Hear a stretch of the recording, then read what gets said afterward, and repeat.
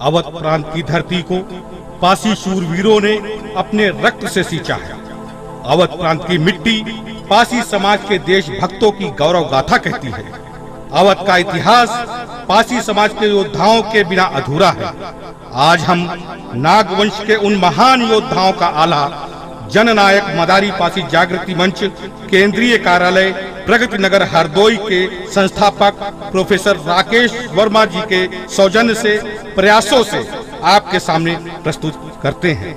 हम आशा करते हैं कि पासी शूरवीरों के इस आल्हा को सुनकर पासी समाज का बच्चा बच्चा खुद को गौरवान्वित महसूस करेगा।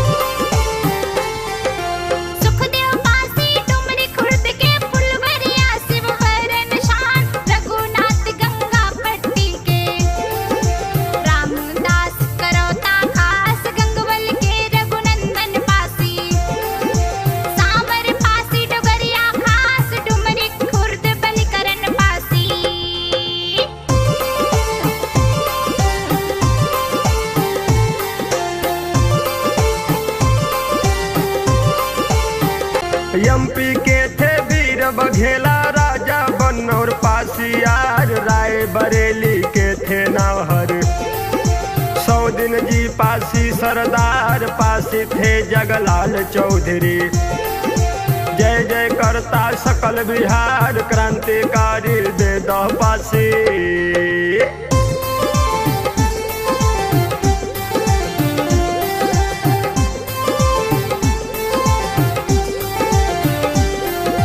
क्रांतिकारी दे दा पासी, क्रांतिकारी रह विचार, रानी शीतला देवी पासी।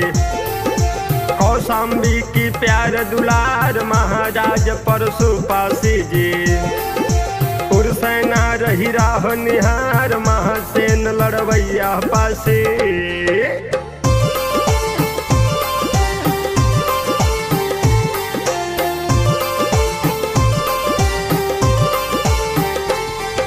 महासेन लड़वैया पासी, करथन सीतापुर के प्यार, महाराज इस गैसी पासी। सुल्तानपुर के खेवनहार, पासी मदन महाराज जुझारू। लखनऊ की नगर महान, नाहर नटवा पासी यारो।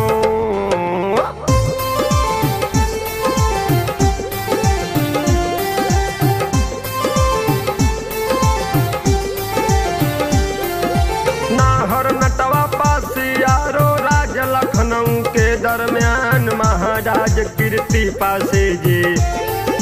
गाती मथुरा कीर्ति सुजान, पासी खनई देव बहादुर। बहराइच के थे पहचान, महाराज चंद्रवर्मन पासी।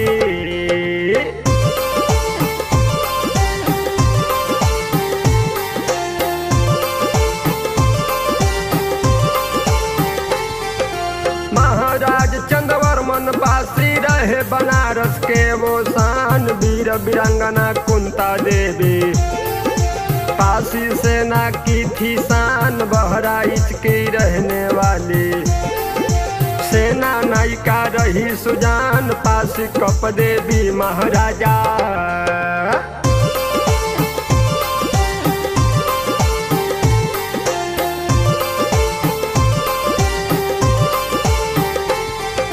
पासी कप देवी महाराजा, मिर्जापुर में था स्थान, प्रतापगढ़ के मनदेव पासी।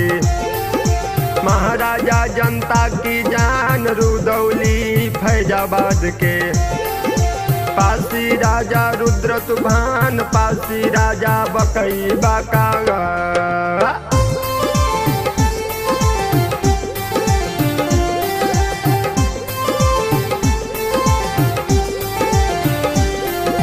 पासी राजा बकई बाका, मवई फैजाबाद के खास, सिद्धपुर सिद्धौर के राजा। सिद्ध पासी का अटल विचार, सुबेहा बारो बंके वाले। राजा सुब्बा किए विकास, राजा इनवा पासी यारो।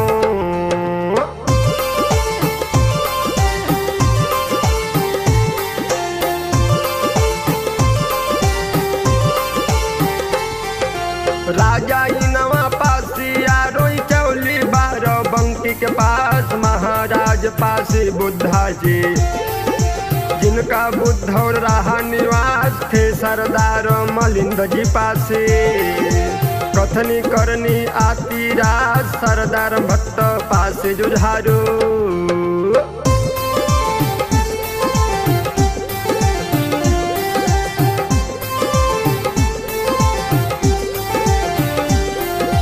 सरदार भट्टा पासी जुझारू, भिटौली बारो बंकी आज, सरदार डिंग पासी बांकुरा। डिंगरी बारो बंकी खास, राजा चंद्र पाल पासी का। फतेहपुर रचता इतिहास, सरदार पासी सिंधु राजे।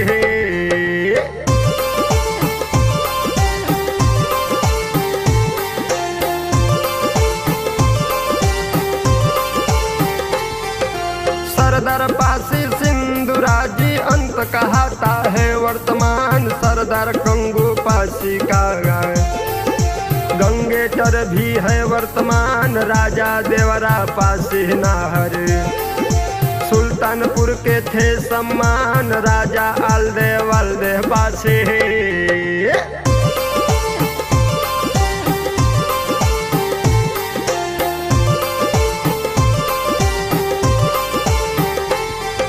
राजा आलदे वालदे पासी लखीमपुर खीरी के शान, बिजली पासी वीर बहादुर महाराज नटवा के लाल, माता बिजना की गोदी में जन्म चमन हुआ खुशहाल, आगे चलकर वीर बांकुरागा।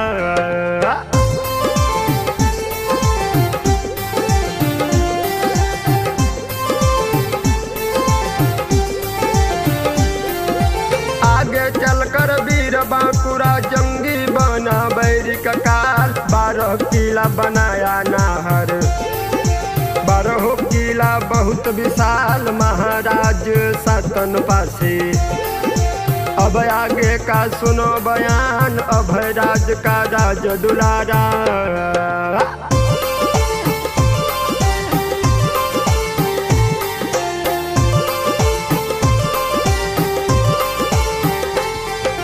अभय राज का राज दुलारा, देख के होती नगर निहाल, दुश्मन का छक्का रण अंदर, सातन पासी दिए छुड़ाए, राजा का कोर पासी जंगी।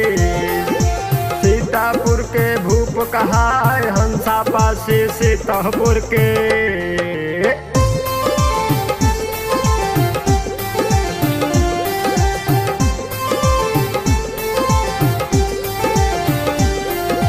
हंसा पासी सीतापुर के पासी, वंश को दिया बनाए, महाराज खैरा पासी।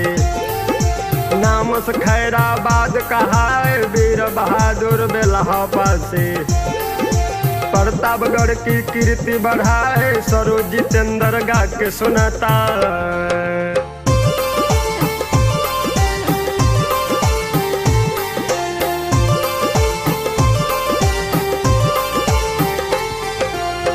जननायक दाजे पासे, जागृति मंच लहर दगोई के संस्थापक प्रोफेसर राकेश वर्मा जी का सुनो बयान। जय हो पासे, जय हो पासे, जय हो पासे।